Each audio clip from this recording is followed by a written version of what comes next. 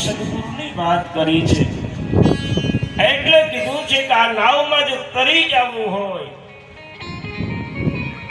તો કોઈ સદગુરુનો અનુભવી સદગુરુનો આશ્રય કરવો કે જે એ અધવચ્ચે પડ્યા પછી જો કાળું પડે ને તેને ડાટો મારવાની જે કળા જાણતા હોય એવા સદગુરુની નજીક રહેવું નહીતર ઓલા બીજું કાળું પડવે વેલું બુડે આજે ત્રીજો દિવસ લોભી ગુરુ લાલચુ ગુરુ લોભી ચેલા બેનું દોનું બેઠા કાગજ કી નાવ પછીનું થાય હું ડૂબે